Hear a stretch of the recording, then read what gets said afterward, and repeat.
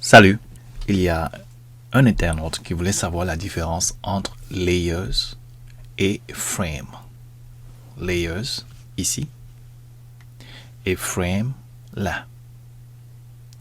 Alors, sachez que dans Figma, vous avez plusieurs possibilités de regrouper des éléments que vous avez dessinés. J'ai déjà pris le temps de dessiner 4 éléments ici.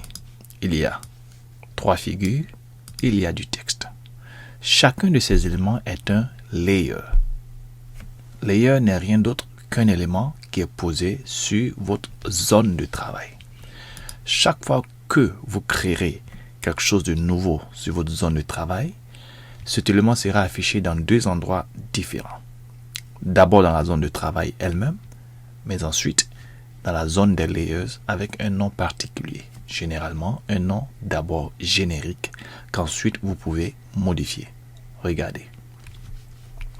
Je vais ajouter une étoile juste en dessous de l'exemple de texte.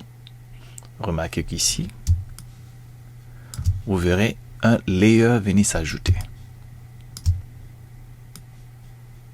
Voilà que je dessine mon étoile.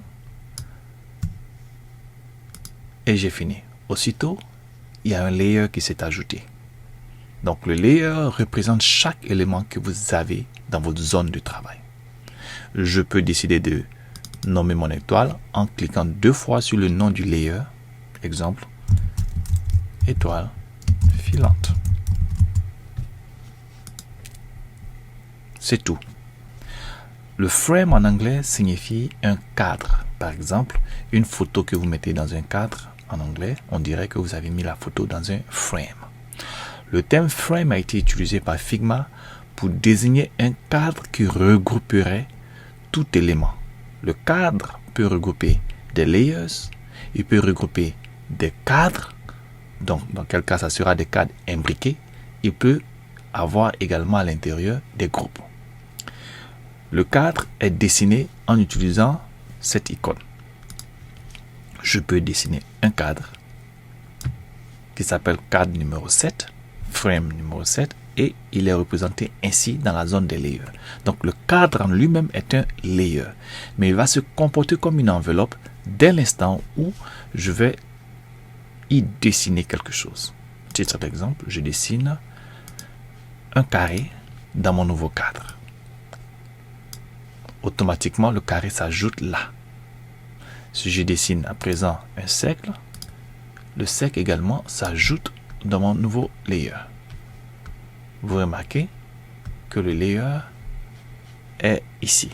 J'ai désormais un cercle dans mon layer et puis un rectangle ou un carré. Je peux les renommer si je le souhaite. J'appelle cela rond et j'appelle ceci carré. Je peux fermer cette enveloppe. Vous voyez, ou je peux l'ouvrir. Je peux la déplacer à l'intérieur pour la mettre en première position. Ça permet de positionner l'élément comme le dernier élément au-dessus de tout le monde. À quoi sert le cadre? Le cadre est utilisé, je vais le mettre en dernière position, en cliquant sur ma touche de la barre du crochet, fermé, crochet fermé. Alors, le cadre est utilisé généralement pour créer des applications ou des sites internet. Si vous dessinez hors du cadre, c'est un peu comme si vous étiez dans un brouillon. Figma voit votre image, mais ce n'est pas dans un cadre. Alors, lorsque vous voulez faire une application, il est conseillé de dessiner dans un cadre. Je peux dessiner dans un cadre que je crée moi-même, en appuyant sur le raccourci F pour le cadre ou bien en cliquant sur la touche. Alors je prends le raccourci, je peux dessiner le cadre. Si je connais les dimensions du cadre, vous voyez les dimensions s'afficher. Si je suis sûr des dimensions, je peux les donner ici, là. Quand je sélectionne le cadre, je peux choisir les dimensions ici. Je peux les modifier, 252 par exemple, de largeur. Et puis je peux commencer à dessiner dans mon cadre. Mais je ne vais pas procéder ainsi parce que je ne suis pas certain de connaître les dimensions du téléphone. Alors ce que je vais faire, je vais choisir le cadre, mais plutôt que de le dessiner moi-même, je viendrai ici Vous voyez? Et je choisis, par exemple, iPhone 13 mini. Aussitôt, il me donne, Figma, le cadre approprié. Vous voyez que j'étais très loin du iPhone 13 mini. Et là, non seulement il me donne le cadre approprié, mais il le nomme automatiquement pour moi. Bien sûr, je peux décider de le renommer en cliquant à l'intérieur de son nom. Dans quel cas, je vais l'appeler accueil. Ici, je vais dessiner une page d'accueil pour mon application. Je n'ai plus besoin de cet autre cadre. Remarquez qu'il porte le numéro 8. C'est sur les séquences. Bon, je l'efface. Alors, voici mon cadre. À l'intérieur de mon cadre, je peux dessiner ce que je veux. Je peux décider de prendre tous ces éléments, les mettre dans mon cadre en les copiant. Voilà, je peux faire cliquer droit, copier. Et ici, commande V pour coller. Voici les éléments à l'intérieur de mon cadre. Alors, vous allez me dire, quelle est la différence? Regardez. À titre d'exemple, nous allons ajouter du texte. Ceci est la page d'accueil. Je ne peux pas visualiser ces éléments qui sont dessinés hors d'un cadre. Ils sont, là voilà ici, ils sont indépendants. Ils sont hors d'un cadre. Vous voyez à quoi ils ressemblent? Dans mon layer, c'est comme ça qu'ils sont. Alors que les éléments qui sont dans le cadre, eux, sont bien dans une sorte d'enveloppe.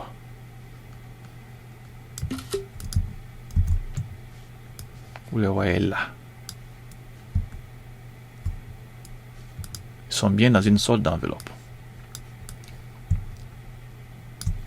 Alors, lorsque je vais visualiser pour avoir une idée de ce que je viens de dessiner sur un écran d'application, un écran de téléphone, il me faut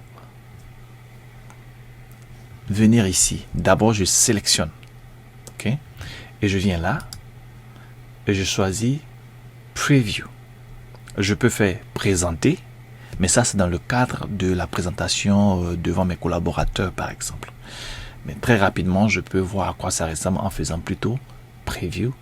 Et le raccourci, c'est Shift espace ou bien Maj, la barre d'espace pour ceux qui utilisent Windows.